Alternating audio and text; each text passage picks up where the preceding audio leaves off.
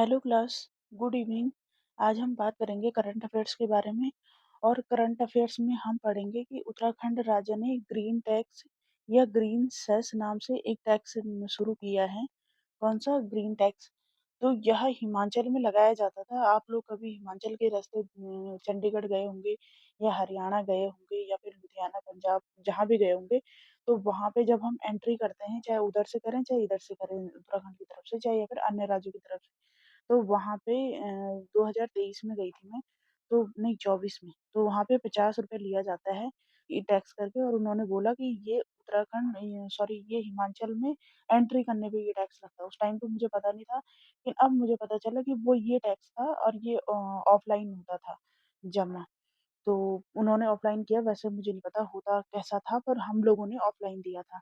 तो उत्तराखंड राज्य में जब दूसरे राज्य से आने वाले वाहन जो आएँगे, उन पर यह टैक्स लगाया जाएगा। यह टैक्स पॉल्यूशन को रोकने के लिए, सड़क सुरक्षा के लिए लगाया जाता है। इस टैक्स को वाहन की नंबर प्लेट पर कर ऑटोमेटिकली वसूला जाएगा। ऑटोमेटिकली कैसे वसूला जाएगा? फास्टैग से। अब आपने गाड़ियों के आगे फास्टैग देखे होंगे लगे हुए। और उत्तराखंड में आने वाले बाहरी वाहनों पर 20 से 80 रुपए, जिस हिसाब का गाड़ी होगी, उस हिसाब का टैक्स होगा। बड़ी गाड़ी होगी तो ज़्यादा टैक्स लगेगा, छोटी होगी तो कम। जो टू व्हीलर और इलेक्ट्रिक वाहन हैं और सीएनजी वाले को इनसे छूट मिलेगी। तो एम्बुलेंस और अन्य ज़रूरी सेवाओं को के वाहनों को भी ग्रीन टैक्स से छूट मिलेगी। एम्बुलेंस को तो हर जगह ही छूट मिलती है, एम्बुलेंस को कोई भी टैक्स पे नहीं करना पड़ता है। उत्तराखंड के वाहनों और आपातकालीन सेवाओं को भी ग्रीन टैक्स से छूट मिलेगी। इस टैक्स को वाहन की नंबर प्लेट को पढ़कर ऑटोमेटिकली ऑटोमेटिकली हमने क्या बोला? फास्टैग से वसूला जाएगा ये टैक्स। और फास्टैग से जुड़े हुए हम देख लेते हैं कि फास्टैग है क्या? तो फास्टैग सबसे पहले एक प्रीपेड टैग है। यह टोल प्लाज़ा पर गुज़रते समय टोल टैक्स काटने का काम करता है। जब आप देहरादून आते होंगे तो बीच में ये टोल पड़ता है। क्या पड़ता है? टोल पड़ता है। और वहाँ पे बहुत सारे लोग लगे रहते हैं, दोनों तरफ रहते हैं, जो कि ये फास्टैग कार्ड बनाते हैं और फिर ये गाड़ी के जो आगे का काँच होता है उसमें लगा लेते हैं और ऑटोमेटिक कटता है। तो फास्टैग क्या है? ये आरएफआईडी, ये है मोस्ट इम्पोर्टेंट आने वाला। ये है रेडियो फ्रीक्वेंसी आइडेंटिफिकेशन। किसके द्वारा करता है ये काम? Radio frequency identification. और ये मोस्ट इम्पोर्टेंट क्वेश्चन है जो कि इस बार पूछा जा सकता है क्वेश्चंस में। करंट अफेयर्स के जो भी क्वेश्चंस आएगा। पर एक माई फास्टैग एप्लीकेशन है, फास्टैग पार्टनर एप्लीकेशन है, जिसके द्वारा कर सकते हैं, गूगल पे से भी कर सकते हैं, सारे बैंक अकाउंट से कर सकते हैं। ये 2 एप्लीकेशन बता रहे हैं यहाँ पे कि ये 2 एप्लीकेशन उपलब्ध हैं, जहाँ से हम फास्टैग कर सकते हैं। और इसका डाउनलोड करने का तरीका ये आप लोग देख लीजिएगा। तो एक है उत्तराखंड में समान नागरिक संहिता। क्या है उत्तराखंड में समान नागरिक संहिता? यूसीसी करके आता है और ये आप लोग इससे पहले अवगत हैं। इसका मतलब क्या है? अभी तक ना जो रूल्स बने थे सारे, अगर किसी की प्रॉपर्टी का विवाद होता है तो सेम रूल है, अगर किसी का झगड़ा होता है तो सेम रूल है, अगर किसी ने मर्डर कर दिया तो उसके लिए भी सेम सज़ा है। सिर्फ़ अभी तक जो कानून अलग थे ना, वो थे विवाह में, तलाक में, उत्तराधिकार में और गोद लेने और भरण-पोषण जैसे मुद्दों में। ये फिर हमारे धार्मिक चीज़ें आती थी यहाँ पे कि हमारे धर्म में इस शादी का ये प्रावधान है, हिंदू एक्ट के तहत हमें शादी का ये नियम मानने पड़ेंगे, जो भी है उसमें। भरण-पोषण में हमें इतना देना पड़ेगा, जो भी मतलब रकम उस एक्ट के तहत थी। तो जो मुस्लिम कानून हैं, उनके भी अलग थे। हर धर्म के अलग-अलग कानून थे। तो अब एक कॉन्सेप्ट है, ये पहले आ गया था, ये अम्बेडकर जी ने, भीमराव अम्बेडकर जो कि ड्राफ्ट कमेटी के हेड थे, उन्होंने ये बात रखी थी कि दिया भी गया तो 2 पक्ष बन गए थे। और ये बहुत लंबी-चौड़ी कहानी है, फिलहाल हम उस पे नहीं जाएँगे। लेकिन सबसे पहले इसकी अम्बेडकर जी ने इस पे बात करी थी। और अम्बेडकर जी ने जब बात करी तो वो उस टाइम तो हुआ नहीं, पर अब भारत का पहला राज्य कौन-सा बनने वाला है? ये बनने वाला है हमारा उत्तराखंड। यह एक्ट 9 नवंबर 2024 को लागू किया जा रहा था, समान नागरिक संहिता, लेकिन कुछ कारणवश नहीं हो पाया। अब यह 26 जनवरी जब हम गणतंत्र दिवस मनाएँगे तो उस दिन यह लागू किया जाएगा 2025 में। और जब ये इसकी बात आ ही रही है तो ये देख लेते हैं कि ये कहीं और भी है क्या लागू? भारत का जो गोवा राज्य है, यहाँ पर पहले से ही समान नागरिक संहिता है।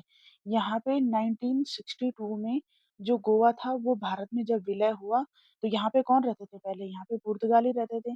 तो पुर्तगाली के समय से ही वहाँ पे ये कानून था, तो जब वो गए तो वो ऐसे ही बरकरार रहा। तो यहाँ पे विवाह हो गया, तलाक हो गया या उत्तराधिकार हो गया, संपत्ति हो गया, यहाँ पे सबको बराबर का अधिकार है। तो जब सबको बराबर का अधिकार देना है, तो यही तो समान नागरिक संहिता है।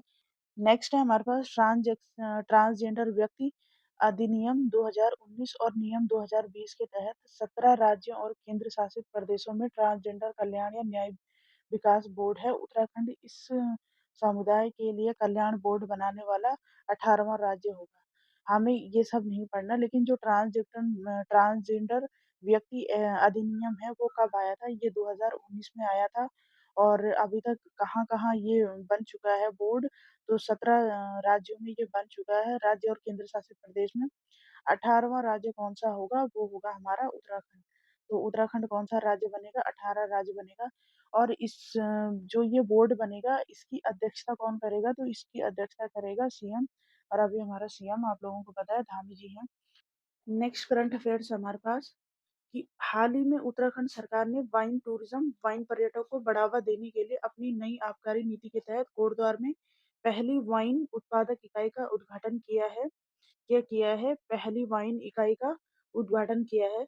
इसका उद्देश्य क्या है? जो वाइन प्रेमी हैं उत्तराखंड में जब ये आएँगे, तो जब यहाँ पे इनको जो वाइन का इतिहास है इसके बारे में जानेंगे, वाइन की जो प्रक्रिया है उत्पादन उसको समझेंगे और विभिन्न प्रकार की वाइन का स्वाद लेने का अवसर मिलेगा।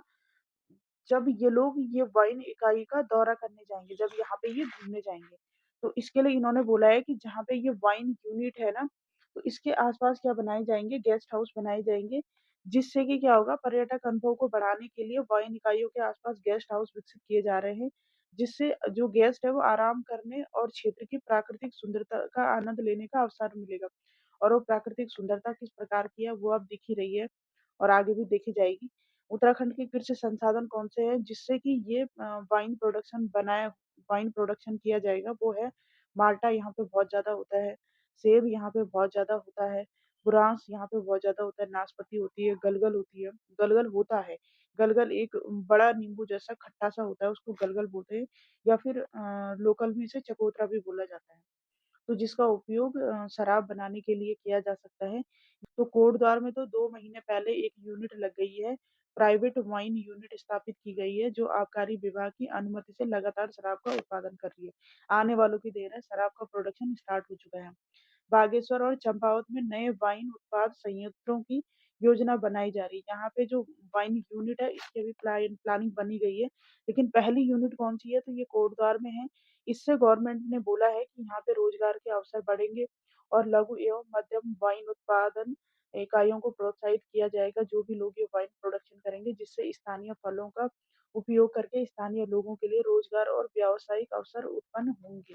इससे क्वेश्चन ये आएगा कि वाइन टूरिज्म की शुरुआत कहाँ से शुरू किस राज्य ने शुरू करी है? तो वो है हमारा उत्तराखंड। आओ और कई तरीके के टेस्ट स्वाद लो। दूसरा है कि वाइन प्रोडक्शन की जो यूनिट लगाई गई है, वो कहाँ पे लगाई गई है? तो वो लगाई गई है कोटद्वार में और प्रस्तावित कहाँ पे है? मतलब आगे कहाँ लगेगी? बागेश्वर और चंपावत में।